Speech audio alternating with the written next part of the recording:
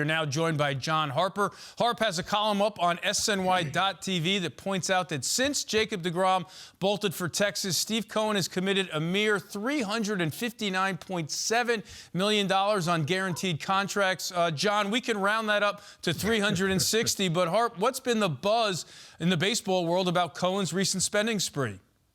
Wow, Eamon, yeah, there's been a lot of reaction. I was talking to an executive from another team actually on Friday before they even signed Senga. This was after the Nimmo signings, and he'd gone over 300 million. And the guy said, basically, wow, this is what baseball was afraid of. That Steve Cohen at some point was just going to go ahead and say, heck with the tax and everything else. They created that highest tax level just for him, basically, and he's gotten to the point where he doesn't care, obviously, and. It's I think it's good for baseball, though. I mean, obviously these teams have the money. Everybody's spending away. That's kind of pushed Cohen forward, I think, a little bit, and fans love it. He's doing everything he can to put a winner on the field. I don't think, we remember his press conference. He said he wasn't going to spend like a drunken sailor, and a lot of that had to do with he wanted to build a team, build an organization that would draft and develop, but the farm system wasn't ready. Right now, this is the only way this team can win, and he's going for it. Yeah, the Steve Cohen tax has not been a roadblock at all for the Mets owner. And Harp, back in the day, you and Bob Klapisch co-wrote a book called Worst Team Money Can Buy. So there are no guarantees when you spend big money, but this team feels a lot different. So where do you rank the Mets now among the contenders in the National League?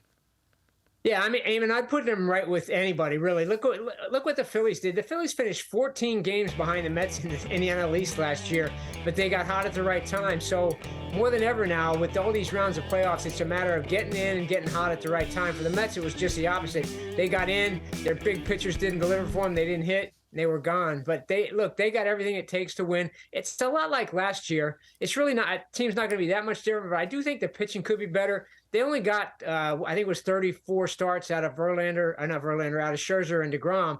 Verlander's been a guy who's been healthy his whole career other than the Tommy John. I think he'll give him a lot of starts. Scherzer, I think, will be there. And Senga's got the potential to be another real dominating pitcher. And I think Quintana is a real underrated signing. Plus, I like Robertson in that pen. I still think they could use another power bat, but they could pick that up at the trade deadline. Their farm system's going to be in better shape at that point to do something like that. So I think all the ingredients are there, just as they were last year. You just got to perform when you get to that spot. And with the additions the Phillies and the Padres made, you look at the elite teams in the National League, it is going to be a battle royale in the postseason. All right, now over to the Yankees. Public pressure probably helped force Hal Steinbrenner to cough up the dough to keep Aaron Judge in New York. How much will the Mets now owning the back pages influence him to seal the deal with Carlos Rodon? I think it will, Eamon. He's probably going, you got to be kidding me. I just spent all this money on Judge to make fans happy. They're going to be screaming again. Fans haven't been happy with him because they think he hasn't spent enough. And now this is legitimate pressure Cohen, I think, is putting on.